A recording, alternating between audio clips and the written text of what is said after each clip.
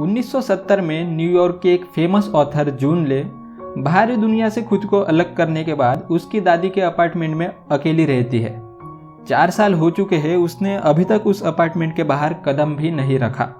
दरअसल उसके साथ एक इंसिडेंस हुआ था जिसके बाद उसने खुद को घर में बंद कर लिया है। हेलो दोस्तों, वेलकम बैक वंस अगेन। आज हम द वुल्फ आवर इस मूवी को एक्सप्लेन करने वाले हैं। तो मूवी स्टार्ट करते हैं। मूवी के शुरुआत में जून डोरबेल बजने से उठती है। इंटरकॉम का जवाब देती है मगर कोई रिप्लाई नहीं आता। खिड़की से बाहर देखती है कि कोई उसे मिलने आया होगा, मगर बाहर भी कोई नहीं था। इसके बाद वो अपना दिन स्टार्ट करती है। गर्मियों का मौसम था। ज़्यादा धूप के कारण होने वाली मौतों की खबरें सभी को घर में रहने और पानी पीने की सलाह देती है। ये खबर एक मर्डरर के कहानी के साथ कंटिन्यू है जो लंबे काली बालों वाली लड़कियों को मार रहा है। उस हत्यारे ने पुलिस को एक लेटर दिया है जिसमें लिखा था कि उसका काम अभी पूरा नहीं हुआ है। डोरबेल फिर से बजती है। वो इंटरकॉम सुनती है मगर इस बार भी कोई नहीं था। कुछ सेकंड बाद कुछ लड़कों को आपस में फाइट करते देखती है। उसी दौरान उसका मकान मालिक रेंट लेने के लिए आया था। जून अपने ड्रॉवर से पैसे इकट्ठा करती है और दरवाजे के नीचे से सरका देती है। अब थोड़े ही पैसे बचे थे उसके पास। सर्वाइव करने के लिए उसे और पैसे चाहिए थे। वो कॉल करती है उसकी दोस्त मार्गो को। कुछ पैसे भेजने के लिए कहती है उसे। मार्गो ने कई बार उसे पैसे दिए थे मगर अब इस बार उसे जून से मिलना है। कई साल हो गए, जून किसी से नहीं मिली। वो कैसी है, कहाँ है, किस हाल में है, जिंदा भी है या नहीं, किसी को नहीं पता था। अब जब जून ने उसे कॉल किया तो उसे मिलना था उससे। अब मार्गो उसे मिलने आ रही थी तो उसे उसका गंदा अपार्टमेंट साफ करना पड़ा। बाहर न जाना पड़े इसलिए कचरे की बैग को रस्सी से बांधकर नीचे छोड़ रही थी वो। लेकिन बैग भारी होने से उसके हाथों से रस्सी छूट गई और उसे चोट लग गई। इसके बाद दोपहर में जून सो रही थी। सडनली डोरबेल बजी। दरवाजे पर एक लड़का ग्रोसरी लेकर खड़ा था।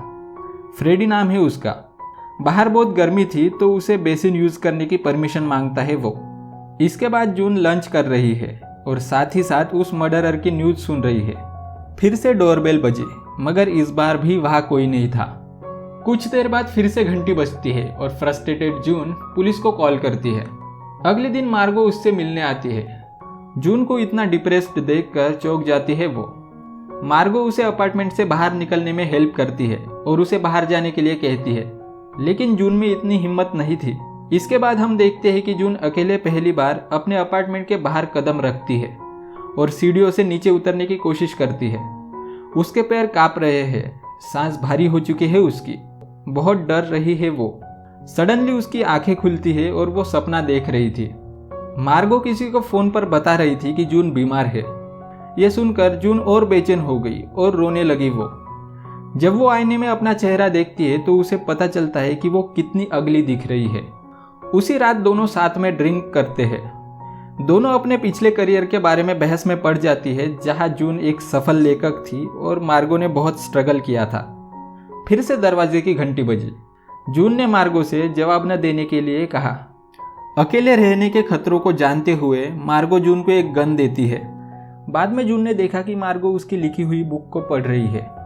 इस बुक को पूरा करने के लिए इनकरेज करती है उसे और फिर से अपने करियर की शुरुआत करने के लिए कहती है। मगर ये बात जून को अच्छी नहीं लगी। वो इन्हें आग लगा देती है और गुस्से में मार्गो को जाने के लिए कहती है। मार्गो के जाने के बाद वो 4 साल पहले की रिकॉर्डिंग देखती है जब अपने करियर की ऊंचाइयों पर थी वो। दरअसल ये उसका इंटरव्यू है। उसकी किताब द पैट्रियाल के चरित्र की जून के फादर के साथ सिमिलरिटीज की चर्चा से वो फेमस हो गई थी, जिसकी वजह से उसके फादर और उनके कंपनी की क्रिमिनल इंक्वायरी हुई, जिस कारण उसके फादर ने सुसाइड कर लिया था। लेकिन ये बात उसे पता नहीं थी। मगर न्यूज़ रिपोर्टर ने गलती से उसके फादर की मौत का जिक्र किया। ये बात सुनकर एकदम टूट गई थी वो। इसी वजह से जून के फैमिली ने उसे छोड़ दिया है और यही वो इंसिडेंस है जिसके बाद उसे बाहर की दुनिया को फेस करने की हिम्मत नहीं है।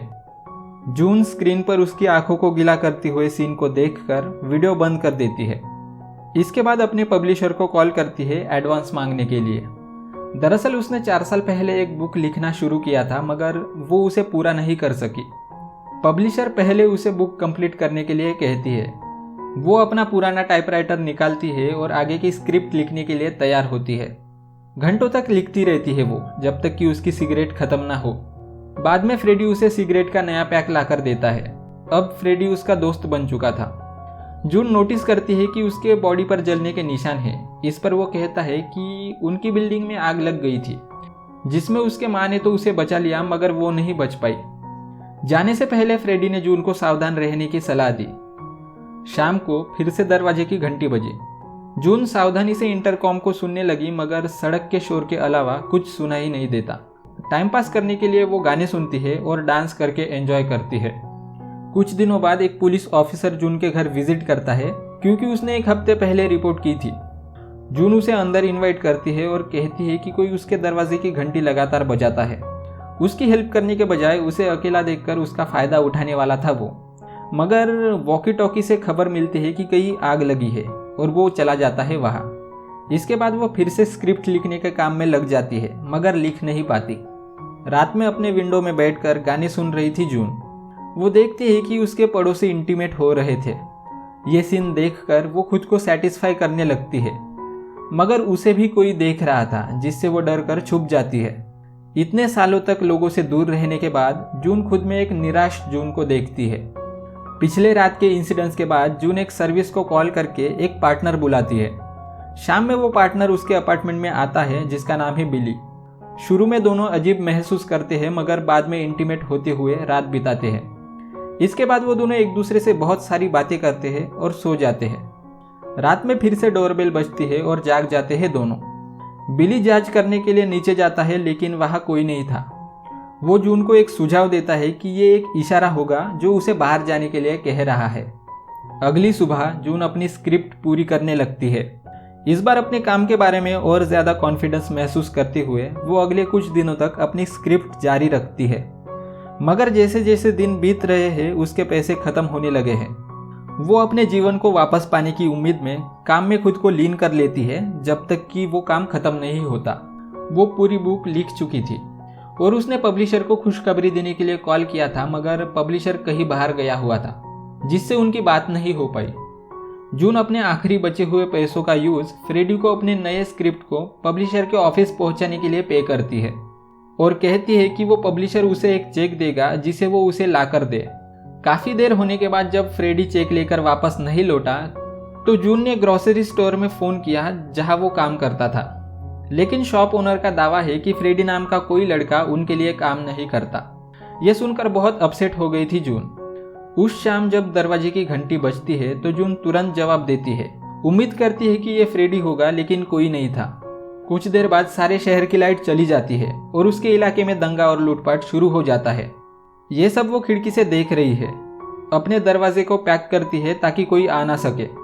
अचानक जून फ्रेडी को देखती है जिसे पुलिस मार रहा था। जून अपार्टमेंट छोड़ने के लिए मजबूर हो जाती है और नीचे चली जाती है। उसके पैर कांप रहे थे, फिर भी वो नीचे जाती है इसी उम्मीद में कि वो फ्रेडी से चेक ले सके, मगर उसके पास जाकर देखती है तो वो फ्रेडी नहीं था। इसके बाद जून कॉन्फिडेंस के साथ दुनिया को गले लगाती है।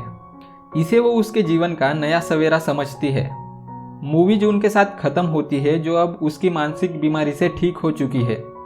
उसकी नई किताब के बारे में टीवी पर इंटरव्यू दे रही है वो। शो होस्ट उससे पूछता है कि क्या ये किताब उसके आइसोलेशन रहने पर बेस्ड है। इस पर वो बुरी तरह से हंसती है और मूवी यही एंड हो जाती है।